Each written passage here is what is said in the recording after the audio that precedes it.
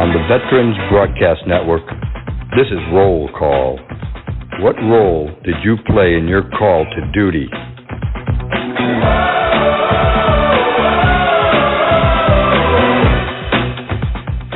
You're listening to Veterans Roll Call. I'm Kenny DeCamp. And I'm Nadine Noki.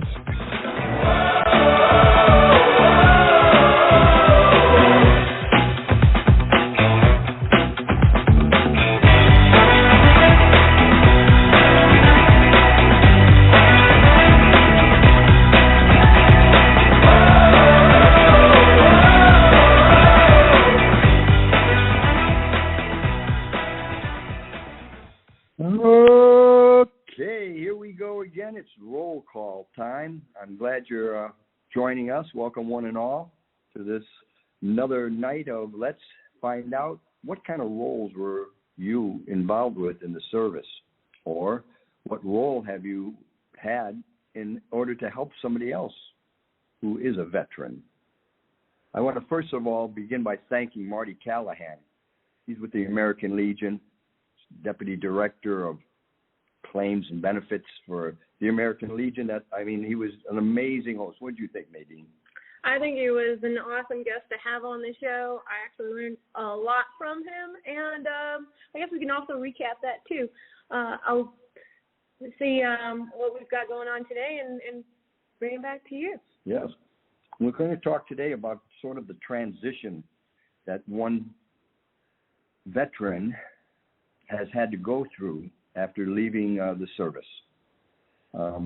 We've been finding out that there are an incredible amount of different MOSs, that military occupational specialty, that somebody has to have. Mine, for instance, was I signed up to be a medic because being a little guy, I didn't want to become a tunnel rat.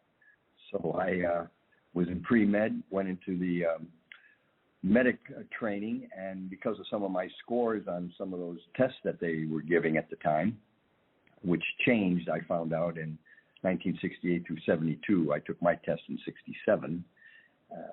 I ended up being able to move myself forward into becoming one of the first physician's assistants. 10 of us were chosen to help design what the program would be like. We were all orthopedic specialists. And then when I got out, I had to transition from the ortho specialist job in the military to working towards making the physician's assistant program a legitimate profession. How about you, Nadine? Okay. First of all, just to be my usual self, I'm just hung up on the word as a younger generation veteran.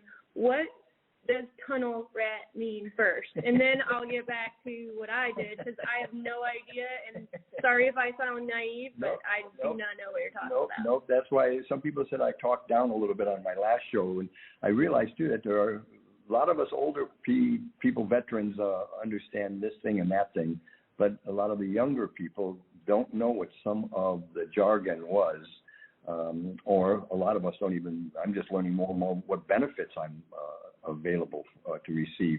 But a tunnel rat was when you were small, like I was 5'6". At the time, I was 118 pounds. I just made the weight level to enlist. And we were the ones that were chosen to go into the tunnels in Vietnam, because a lot of the Viet Cong had dug these tunnels underground through and around the cities, and they had these pop-up holes and stuff. I mean, you could literally, like I did in 2011, you can go back to Vietnam, and they still have some of these as part of the American War Museum. Really? So I am definitely naive. I mean, I've watched, tons of different war movies, and that is the first time that I've learned about that. And, well, thanks for sharing. I think I'm not going to be the only one that learns that today. And as far as I am concerned, I joined the Army, and I was a 94 Delta as an air traffic control equipment and subsystem repairer.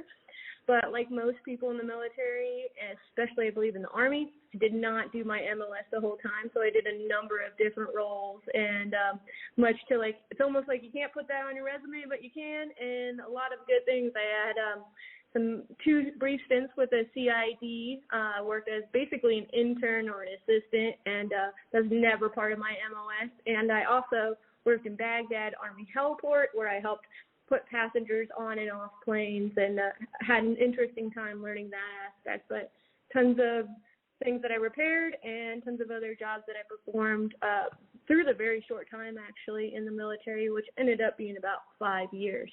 Mm-hmm. That's where I'm at. Well, I think we're going to have, if I'm lucky, I'll find out from my engineer if our Army Bridge Crewman is going to be on with us in a little while. Oh, yeah, he's here with us, I heard. So good. We'll be coming back to him in a minute. On your transition, when you got out of the war that you were involved in, which was the Iraq War, did you receive any help in your transition that you can remember that was important and of real value to you? Well, all veterans, I believe in any branch, are required to go through an exit process, and you get a little bit of training of what you should not do. And all I remember during that time, though, is that I was so excited about getting out of the military, I did not pay attention to anything. And I was naive. I joined the military at 17, and by the time I was out, I was about 22 years old, and I did not even... I was 22, like very naive, ready to get out. I was like, I'm going to go to college, that's all, and not very, I did not keep track as much as I should have. I wish I had taken much more of the information that was supplied and given in mandatory on the out processing of getting out of the military, but I didn't, and it was only kind of, I'm glad the internet existed because that definitely helped with the transition. Yeah, we didn't have the internet during my period of time. So they did eventually, you got involved with the VA hospital service right away, or did you wait a while, or how did that work for you? As I was getting out, I started filling out my VA paperwork to transition, and then I moved up to New York where I started at the VA hospital in Albany and got involved with veterans then. But I also didn't want to take that role too seriously. In all honesty, I didn't really let people know that I was a veteran for like the first 10 years after I got out of the military, which is... Why was that? I don't know. I felt like it was almost braggadocious, or I didn't want to use it as a way to get ahead. And I don't know if other veterans feel that way, but I want to bring it up because that's my honest opinion. The only time when I really started becoming an advocate for as a veteran and helping veterans is when I moved to Florida after I had gone to school and started getting involved in veterans organizations and volunteering. And what led me through that was, believe it or not, of all things, politics.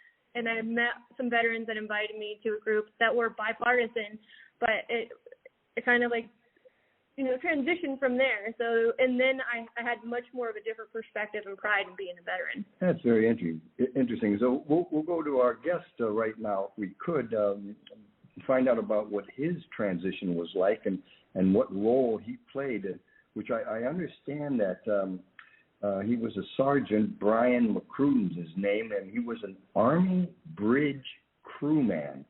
I had never heard of this, so it's going to be interesting to find out what it's about. I guess it has something to do with providing bridge and rafting support or some kind of thing, which also still confuses me. So, Brian, are you there with us? Yeah, man, I'm here. Oh, good. Thank you very much for joining us and helping us learn a little bit about this. You could see, if you could help us to understand what was your role in the Army and how did you transition out from it? Well, I served as a 12 Charlie engineer, or say combat engineer, if you will, and I served between mostly the hot times was between 95 and 98 in the Civil War in Bosnia. So I transitioned out after I feel like I maximized my potential, and there was really nothing. I wanted to be a fitness trainer, and there was nothing on it. There was nothing about it. There was no information. So I just went ahead and followed my own path, and here we are 23 years later, and I've been doing it my whole life, my whole career. So excellent. I don't know how the hell that happened, but well, it happened because you're a healthy guy. But tell me what did you do with bridges and rafting support and things? Okay, I still am confused. All right, so I'm going to take you through my perspective and then the aha moment.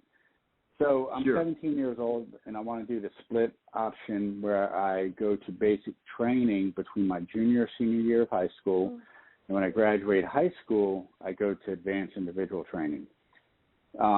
At the time, the only this is done via either reserves or National Guard, and at the time, the closest place to my house was the National Guard, and they were bridge crew members. So of course I want to do that because I have to go there for my weekend duties. So, okay, I'll do that. I want to be in a combat arms unit anyway. So that worked out. However, I didn't know the significance of building a bridge or rafting. I'm about, by the way, I'm about to start talking for a long time, so you guys interrupt me and stop me where you need to. So you got 5 minutes before our break. Okay. So I'm doing my guard duty on the weekends. I'm still in high school. I get out, go to a little bit of college. I'm like, screw this. I'm going to go active duty, and I'm going to go to glorious Germany because it's not as far away from where I live, and it's culturally different. So here I go. I'm still in the bridge unit, report to Germany. All of a sudden, Bosnia kicks off, and guess what? During their civil war, they blew up every bridge. And so now here we have to go in and put a float bridge in to get not just the U.S. Army across it, the whole, Swedish, German, anybody that has a vehicle has to cross this bridge. So that was months and months there. But we learned real quick the significance and need for bridges and how they become very high value in nature, either for service or for target. So that's that in a nutshell. I don't want to take over the conversation. I have here. a question about that. Is that part of like the Army Corps of Engineers that you would be part of, or I hear about that, and the only thing I hear is bridges. Is that yes, part of that? Yeah. So the Corps of Engineers, they're, I believe, most of the 12 series, and I'm not sure when you were in, but for a moment it became a 21 series MOS. The Corps of Engineers. So now, don't get confused, and this is what always confused me. If you go over an intercoastal waterway, you'll see the castle. It'll say Corps of Engineers. That is not that's like the civilian side of it. That's pair of jeans and a hard hat and surveyors. So I can never put that. I couldn't figure out what it was, but anyway, the combat engineers are just. You just get in the middle of it. It's a mess. It's demolitions, explosives, heavy equipment, bridges, and anything else that Uncle Sam tells you to do. Yeah. And we all know that, like Nadine was saying, even though she was air traffic control, before you know it, she was doing a little bit of this, a little bit of that, and going through a lot of different changes. Myself, after the AIT, we were then put in charge of a hospital in New Jersey in the orthopedic clinic, and then before I know it, I was now working with a podiatrist, and then before I knew it, I was working with a general surgeon, because they were just shorthanded, and also they always needed more people. I was glad I was able to do it because I was now involved with learning more and being much more experienced for when I got sent overseas and ended up running the largest orthopedic clinic for the American Theater during in Japan. Well, we're going to have to move off for a little break right now. And if we can, we'll be right back after this brief word from our sponsors. Sure. Roll call. We'll be right back after these messages.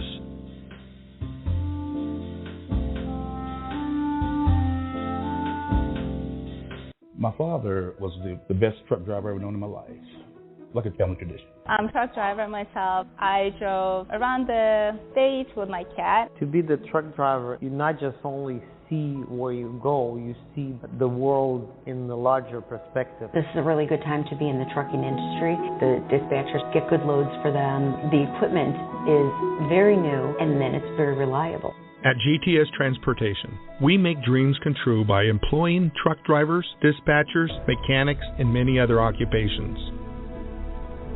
Consider joining our rapidly expanding team where we put quality, human dignity, and respect back into the workforce. Contact us by visiting our website at gtscarrier.com or call us at 847-754-4667. That number again, 847-754-4667. Dallas Corporation and Dallas Logistics, a proud supporter of the Veterans Radio broadcast for over 15 years. High-quality printing services and warehouse distribution have been our hallmark since 1985, serving Fortune 100 companies for over 35 years. Check us out at www.dallascorp.com. Here we go. Here we go. You're listening to Roll Call. Every day, every day. Sign my name on the dotted line. Sign my name on the dotted line. Here's your host, Kenny DeCamp. All I do is a double time. Up the hill. Up the hill. Down the hill. Down the hill. Down the hill. On the hill. Up the hill. Up the hill. All right, I'm breathing heavy going up and down those hills again. Yes, sir. I want to tell you, I got Brian McCrudden on with us. He was an Army Bridge Crewman responsible for providing bridge and rafting support in Bosnia, which now I've learned about, which is unique because, like you said, you got to get across a bridge somehow. And when they were blowing them up, we now were able to, Brian was able with his people to put it back together. Before we go back to Brian for a minute, every now and then I'm going to give a phone number out that it might be important for some of you listening, if you have your pencils handy, to take this down. It's a number that probably turns out to be very important. It's a number that I wished when Nadine was getting out of the service, somebody would have given to her. And it's the VA benefits phone number. It's the one that you can call immediately to get some assistance and direction of what you should do. So if you got your pen and paper ready and you're interested, VA benefits hotline is 800-827-1000. Kind of easy to remember. That 827-1000 is a very easy number for you to plug in on. A little bit later, I'll give you a couple more as we go along.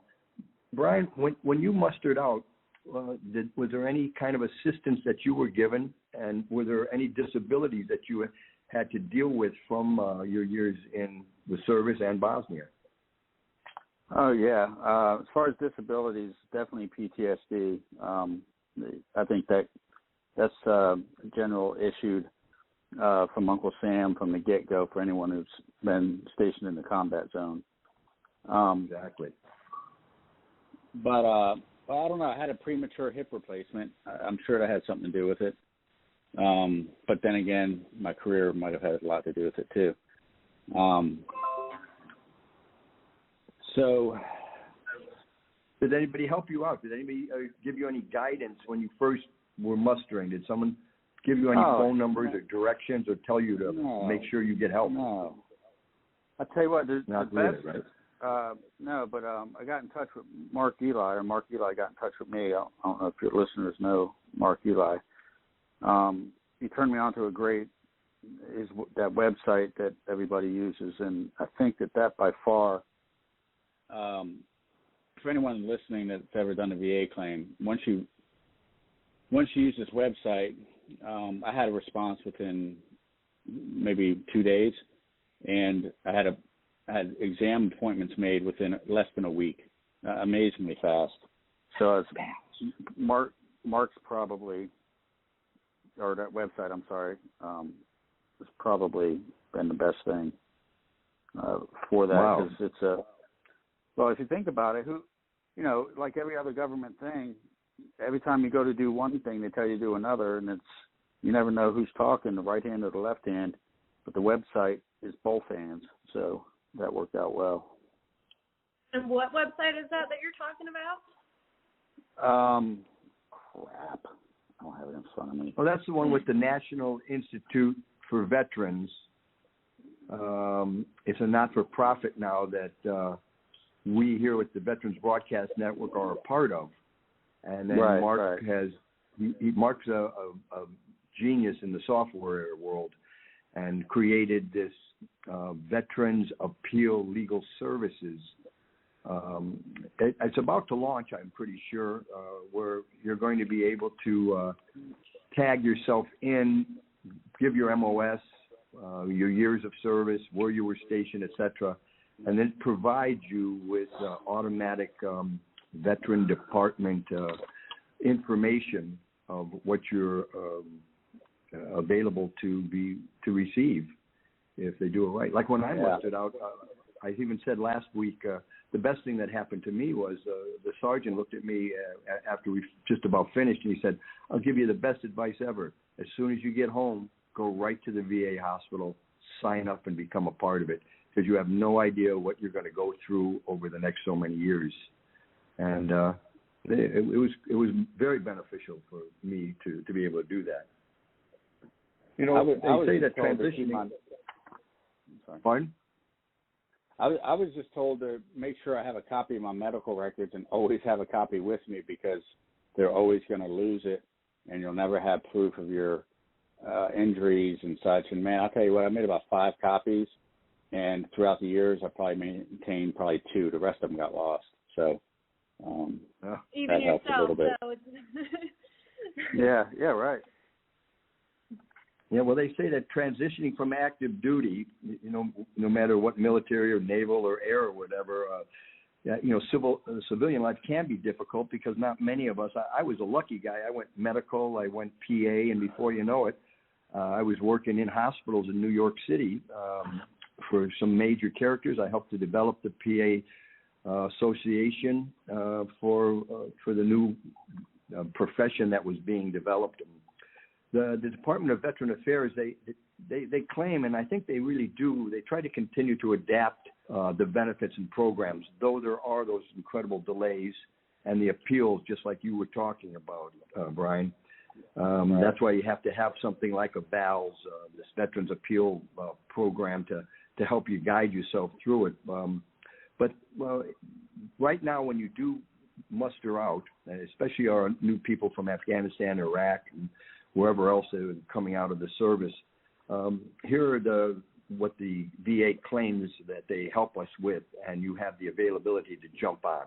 And that's, of course, health care, your disabilities, education, family, different benefits that you can look into, housing, and jobs, and work with you all on that. We hope to, in the next couple of weeks, have people on that could help us know more about it.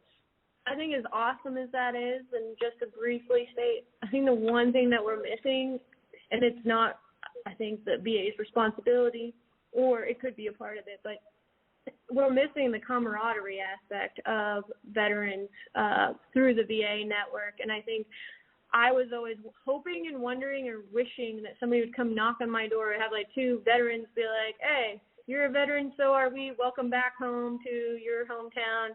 What, can we help you with?" And I don't know if any listeners or if anyone, in our talk today has any ideas about that or any thoughts on, that is what I think we need the most in a civilian world, and you always had somebody around in the military. What do you think about that, Brian? I think you're absolutely right.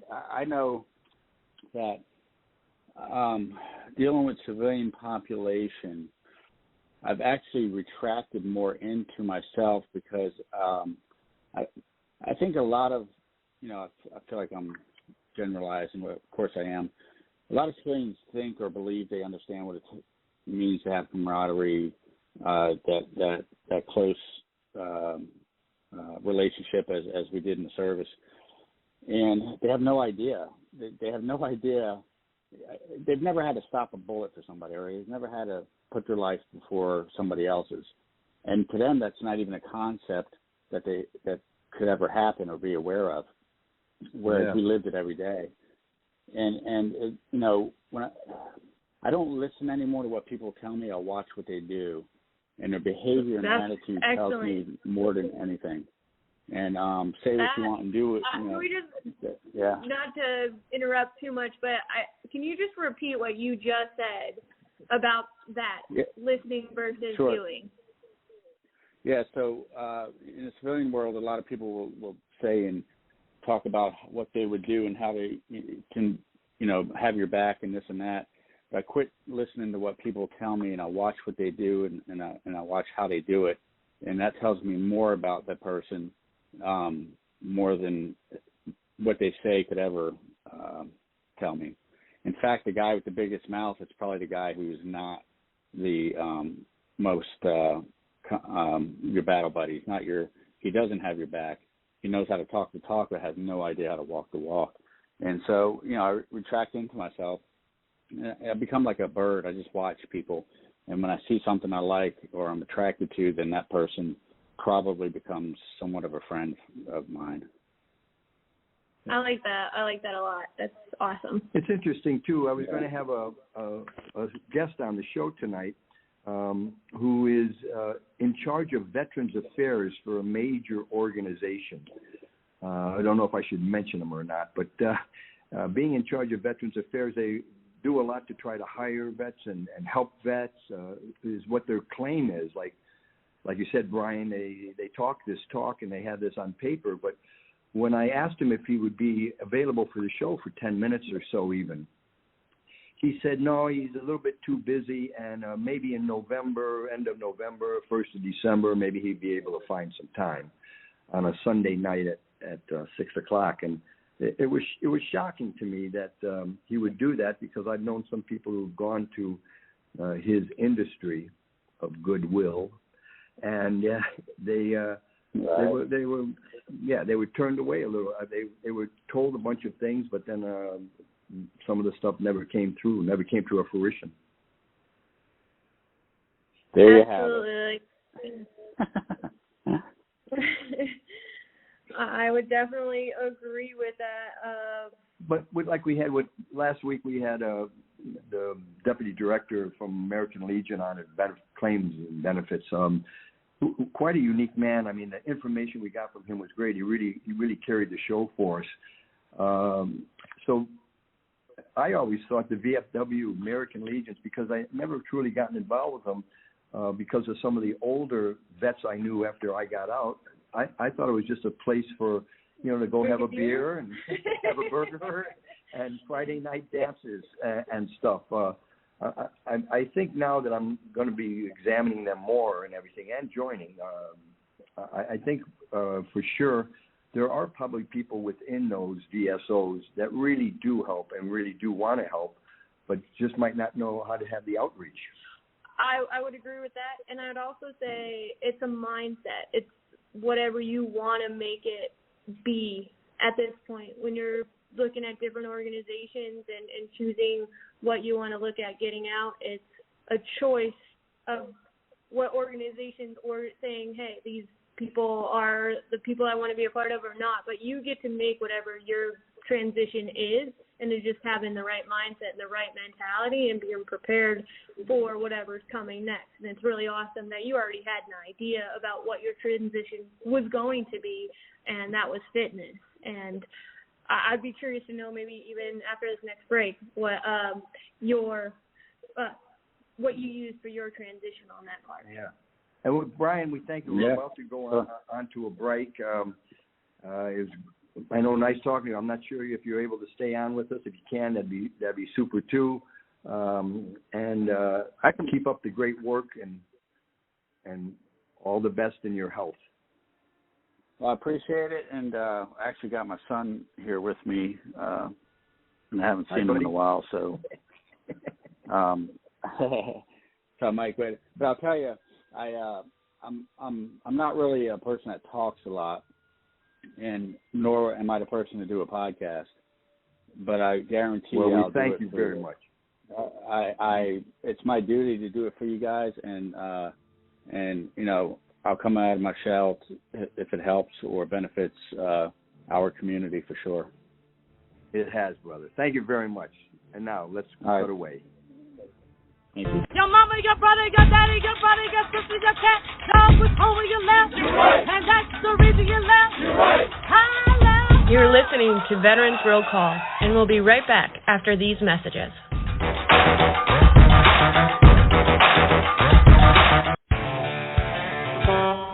Attention, looking for semi-drivers nationwide.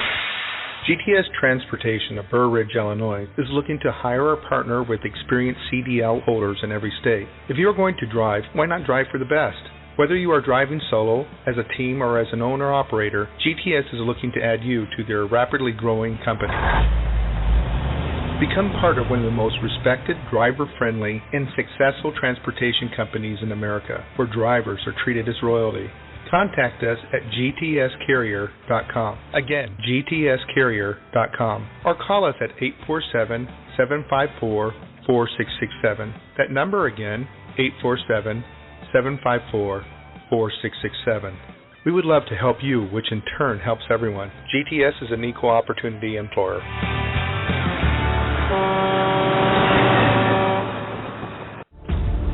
Dallas Corporation and Dallas Logistics, a proud supporter of the Veterans Radio broadcast for over 15 years. High-quality printing services and warehouse distribution have been our hallmark since 1985, serving Fortune 100 companies for over 35 years. Check us out at www.dallascorp.com. You're listening to Roll Call. Here's your host, Nadine Noki. We're always ready for the call. We place our trust in thee. All right, welcome back to Roll Call. I'm Nadine here, and with my co-host, Kenny DeCamp. And I just found something out really interesting. Brian, are you still there? Is Brian still with us, Mark? No, okay. All right, well, I just found out something really cool, and maybe I got the email late. Like, now I feel like all bummed out because I really want to ask this question or what happened. But our engineer here at the station said that our guest, Brian, actually saved a guy's life that drove off a bridge in a Humvee. And I am totally bummed out, and now I want to come back and get Brian back on the show and ask him about that story. Yeah. Right? That's not something that they train you for when that Humvee drove off the bridge and you had to save someone's life. So that's pretty cool. And another great guy, another good hero. We awesome. really appreciate that. Wow, what an amazing guy he is. And I'm glad he's with his son. He got to talk with his son and make us real proud. Get that paper and pencil. I got that other phone number for you that might help out too. It's as we were talking with Nadine and Brian a little while ago, trying to find people that, not just talk the talk, but walk that walk as well. And in every major city and quite a few smaller cities, there are vet centers that are set up for the Veterans Program for people who get out to find their way a little bit better and to be helped in different directions. So that hotline for Vet Center, which will help you to learn all the different vet centers, is 877-927-8387. Once again, 877-927-8387, Vet Center's hotline. I think we're going to be joined now, if we're lucky. We've got somebody else coming online with us, Mark, I believe. It's Lieutenant Bill Hilburn, and is he with us at this time? I am. Bill, you're with us. Oh, fantastic. I am. All right, Bill, we found out is a field artillery officer, and he was responsible for leading some field artillery branches. And I think the way Mark put it to me, he was once a guy that took big things and blew them up and made them small, and then transitioned out and went the other way and took small things and made them big. So very interesting. Thanks for joining us, Bill. Could you tell us a little about your MOS, your service, and how you transitioned? Yeah, I have always had a background of design construction from my grandmother and my mother. When I got out of college, I was interested in pursuing architecture, and just about halfway through the program, Uncle Sam said, "Hey, I need you." And they had a program at the time when you join at the buddy system, you get to pick several things. I recall you could pick your duty station or your MOS or something like that. Anyway, we picked 3 things. Number 1 was the engineers. Number 2 was something else. I don't even remember what it was. And number 3 was I had to pick a combat, and we picked artillery simply because I've always enjoyed artillery. So anyway, we got signed up, and of course my last selection was assigned to me, and I started into the artillery. Went through MOS, went through the advanced services, training, and then got into the officers candidate school.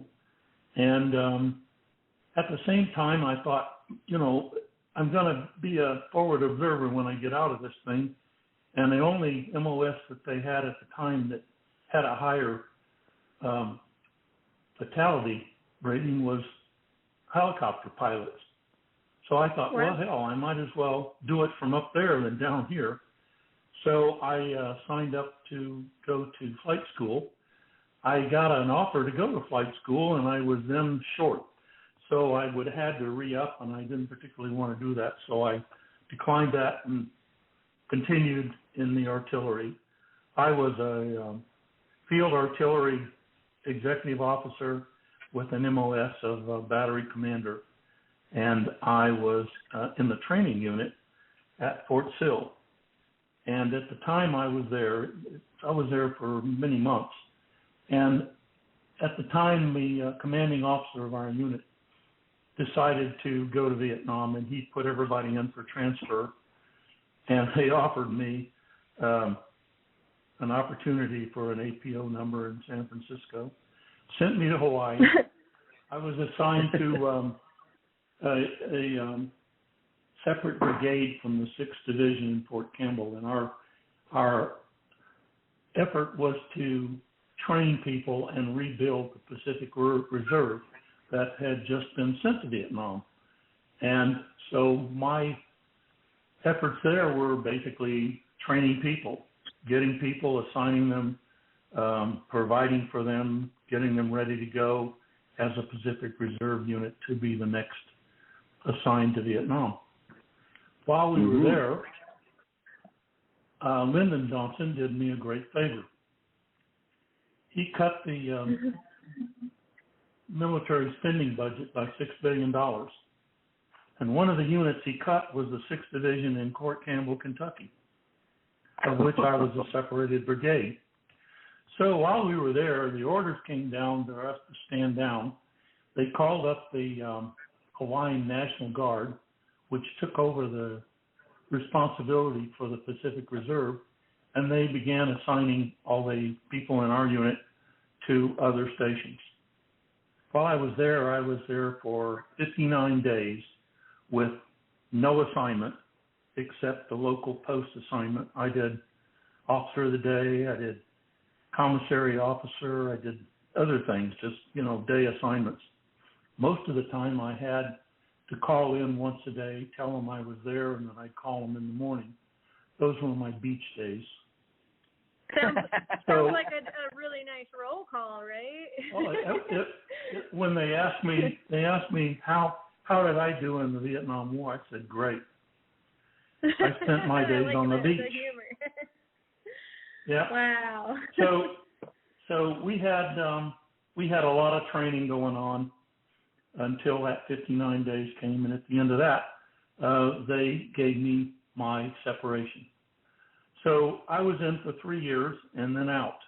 Although 3 years is not just my military background. My dad was in the Air Force for 21 years. So I've been all my life practically in the military, around the military. But then when I got out, I went to school and got my architecture degree and began my efforts as an architect, and then got into construction and then real estate development and things like that. So the rest of my life was spent in an office and on a construction site, putting little things into big things. Gave up my my explosive and demolition and shooting at things with big bullets. I'm curious.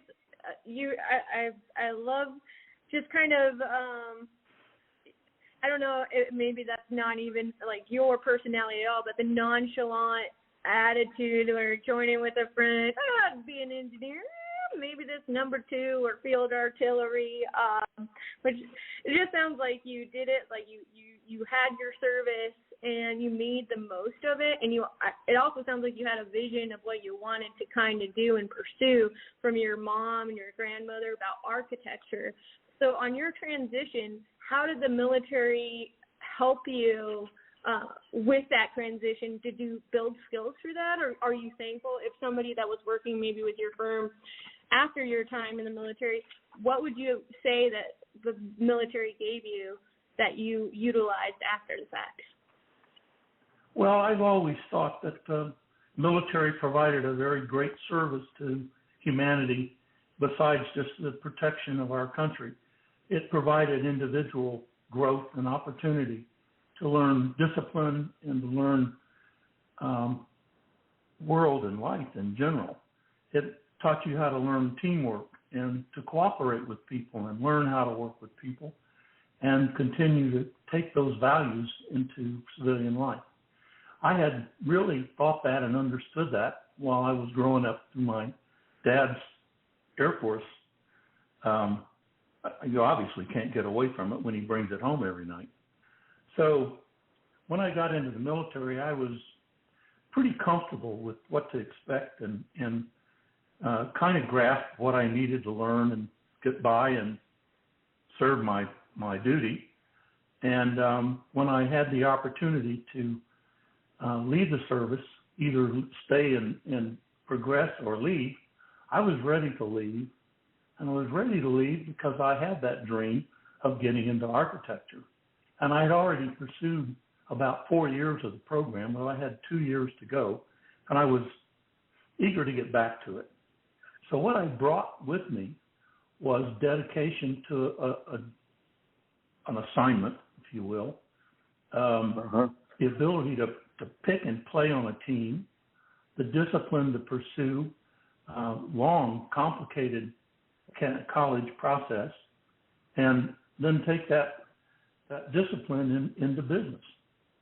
So I've always thought that was an important part of growing up and proceeding in life, and it served me very well in that regard.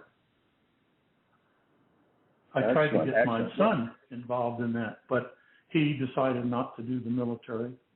I wish he had. He'd have been more disciplined. You probably understand that. Yep. I think a lot of parents get to say that nowadays, too.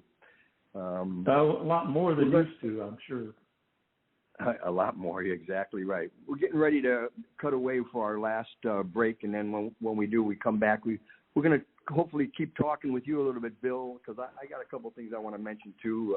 The biggest thing was that right now I'll mention that Fort Campbell, Kentucky was my basic training. Really? So I got to learn a lot about that little town. Anyway, I've never been there. Here we go. You never were, even though that was the artillery unit? No, we were a separated brigade. We were in Hawaii and they were in Fort Campbell. Oh. Interesting. Well, we thank you right now. Hang loose with us for a minute, and we'll be right back after these words. All right, great. Roll call will be right back after these messages. My father was the best truck driver I've ever known in my life, like a family tradition. I'm a truck driver myself. I drove around the state with my cat. To be the truck driver, you not just only see where you go, you see the world in the larger perspective. This is a really good time to be in the trucking industry. The dispatchers get good loads for them. The equipment is very new, and then it's very reliable. At GTS Transportation, we make dreams come true by employing truck drivers, dispatchers, mechanics, and many other occupations. Consider joining our rapidly expanding team where we put quality, human dignity, and respect back into the workforce. Contact us by visiting our website at gtscarrier.com or call us at 847-754-4667. That number again, 847-754-4667. Dallas Corporation and Dallas Logistics, a proud supporter of the Veterans Radio broadcast for over 15 years. High-quality printing services and warehouse distribution have been our hallmark since 1985, serving Fortune 100 companies for over 35 years. Check us out at www.dallascorp.com. You're listening to Roll Call. Every day, sign my name on the dotted line. Sign my name on the dotted line. Here's your host, Kenny DeCamp. All I do is a double time. Up the hill, up the hill, down the hill, down the hill, down the hill, up the hill. Oh, yeah, double timing it. Oh, yeah, really good. Thank you, Mark, for double timing me again. All right, well, we're back on roll call. I know it does sound a little bit. It's not, trust me. I'll have it. All right. We're back here on roll call with the Veterans Broadcast Network, and our special guest right now is Bill Hilburn. He was responsible for leading a field artillery branch and neutralizing the enemy, which luckily he didn't have to do too much of. And he then later became an architect, and everything was real great for him. And he brought up a point about how much he learned in the military from cooperation and respect. And teamwork, discipline, and just dedication to the work at hand, I believe, is what I got from that. Yeah, and what I want to bring up to Bill to see what he might think of this. Bill, have you ever heard of America SOS? I don't believe so. Okay. I'm not even sure Mark has heard of this, but in the future, I hope to have on a friend of mine. His name is General John Borling. Quite a unique man. His story was that he was the roommate to John McCain in the Hanoi Hilton. And he's in your area. He's actually in Rockford, Illinois, and has done a lot to help veterans, both in the State House as well as his concept of America SOS. And, of course, the SOS stands for Service Over Self. And it's an organization that I belong to because we believe that everybody between the age of 18 and 22 has to spend at least 1 year doing something for their country. Now, that doesn't necessarily mean joining a military force, because you also have the opportunity of becoming part of a police department, a fire department, a medical world such as a public hospital. Bill, would you think that would be something that would be beneficial for our kids today? Absolutely. In fact, I'm not sure 1 year is enough. My personal belief and what I told my son was that if you can dedicate 2 years of your life to learning how to communicate, cooperate with other people, play on a team, make a plan, follow it through, get your dedication to the point where you can actually accomplish something that you set a goal for, then you will be able to pursue any goal you set yourself in your life. And I also think that the country is missing a bet. Now, this is just a personal opinion, but there are a lot of people out there with no work, no jobs, no homes, no life. And I think that there's an opportunity to give those people a life and a job, let them make a life for themselves. If the military would help assign them to some of the tasks that we hire civilians for, could be a secretary, be a typist, a file clerk. It could be, working in the fire department on a post. Anything that they can be put to work to that does not require incredible training and skills would lighten the welfare rolls and give a whole lot of people a lot more meaning in life. And I think they can do that for 2 years to the point where they can go out in the world and take care of themselves. I would definitely have to say I agree with that. And not sure on the time frame whatsoever, but I think the fear that I would have to say, and maybe I'm totally wrong about this, is that when we think about civil service, joining the military, we think putting our lives on the line, but it doesn't always have to be putting your life on the line, going overseas. It can be stateside. It can be supporting a mission or the common good or the greater good stateside here on this end. That's right, because the Army alone, not counting the other services, has a little over 190 MOSs. That's a job-related MOS, a military occupational specialty. And they have it divided into two basic categories, those that participate in combat missions and those that support the soldiers who are in that combat. So I was a supportive in my medical world concept, but see if you could remember, and everybody, if you like, get into that computer and search America SOS. See what you think of it. See about it. We've been lobbying for years to no avail at this point to get Congress to step up and believe that this is something. But as we discussed, I think last show, or maybe just something I read, that our declining veterans in the Congress is pretty drastic. I believe it was in 1980 we had something like 87 in Congress, and now we have 17. So kind of strange. Anyway, Nadine, where are we at? I would definitely agree that you need to have that kind of perspective, the military perspective, and that it does help you. Your role, Bill, Mr. Hilburn, is if somebody tells you they've been in the military, does that affect how you hire them or that you work with them? Does that change your perspective? I'm just curious because it sounds like you've had a pretty successful career, especially post-military. Does that have an impact? Well, yes, it has. I have a great respect for the military personnel. They have had dedication. Sometimes it was voluntary, sometimes it wasn't. But when they came out, it was still discipline and the ability to apply themselves to a task and successfully pursue it to completion. So I have always given the upper hand in any situation that I found a veteran looking for work.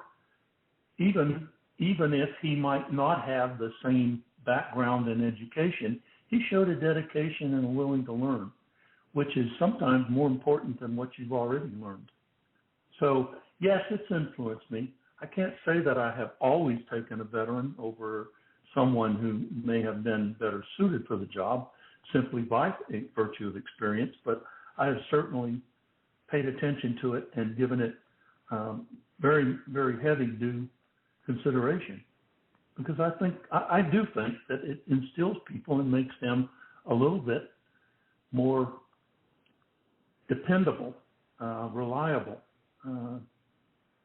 than those people who haven't gone through that.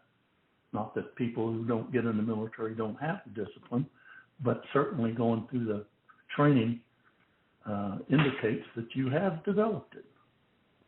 I would definitely have to agree with that. I've worked as an advocate. I've done Women Veterans Conference here in the state of Florida, and I also have a business that caters part of our business to veterans, and specifically women veterans, and creating apparel and things like that for them. But the question that I got a lot was, well, do you think that I can wear this shirt that says veteran because I didn't fight in combat or I didn't serve overseas? A lot of women, that's just my audience that I have felt like they're not even part of the veteran community because they did not serve overseas. And just in general, I would like to say, if anyone's listening, I always tell them, and I would tell anyone, you raised your right hand and you swore to protect and defend the country, and you put your life or your life, like the period of your life, on hold to dedicate a portion of your life to serving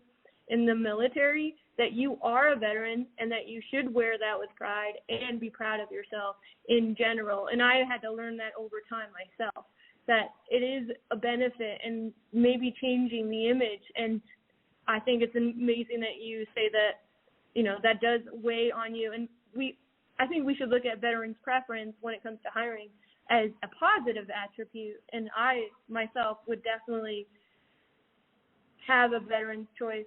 If somebody of equal weight came to me and one served in the military, I would probably be more likely to hire the person in the military, not just because of our interest or background, but because I know that they have learned discipline, they do know how to work together, and they have dedication, and I would just say initiative to get a project done. And I think that also threatens sometimes like a civilian counterpart or employees, coworkers. When you have too much initiative in the civilian world, it almost looks like that's a bad thing, but changing that image and making veterans own up and feel proud of what they did and utilizing those benefits to the civilian work sector. And there have been a lot of organizations, businesses, companies, corporations that have tried to hire as many veterans or work with veterans to a greater degree. We'll be also looking into that over the next couple of weeks, months, as we continue to expand the roll call on the Veterans Broadcast Network. And I want to thank you really big time, Bill, for joining us and helping us. Wait. Just real pause. I'm sorry. I'm going to have to interrupt. You didn't save anybody on a bridge, too, did you? Because I'm not going to take this last minute did you know fact. No. No, I don't think so. All right, I agree with everything you said, and I can remember back in the 70s when I got back into school, you can recall the attitude that people had towards returning veterans. It was abysmal. Nobody wanted to admit they were a veteran, and it was just pathetic on campus to see all the anti-war and anti-military attitudes.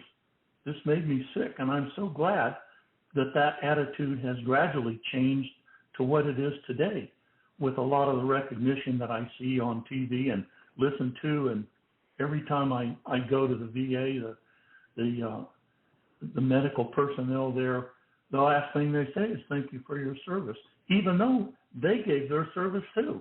So, it's just a completely different attitude towards military today than it was back in the 70s, and I'm so glad to see that. I hope it increases. Yeah, well, I got to thank you, because even though you didn't save anybody off a bridge, I do understand that you built a 60-story high-rise residential condo complex. I did. Called the Millennium. Did Oprah live there? I'm just kidding. That's pretty awesome. It was very exciting. Also, I've also got to mention that part of that project was Mark Eli. He was on a team. He was on a team that I put together to try to develop a computer system to control all the furnishings and fixtures that went into that building. And as a result of that program, my project saved over $1 million. Whoa! And you gave some of that to Mark, I hope. Yeah. So you can pat Mark on the back because he was a very important part of my team. We definitely will do that. Thank you so much again. Right, Mark, you bet. Mark, he's the guy. We just hit the 7 o'clock mark. We thank you for being with us for this half an hour. I look forward to meeting you in person next time I'm up in Chicago. All the best to you, Bill, and folks out there. Nadine, thank you, and we're over and out. Thanks for listening. Join us every Sunday at 5 p.m. Central on the Veterans Broadcast Network. This is Roll Call.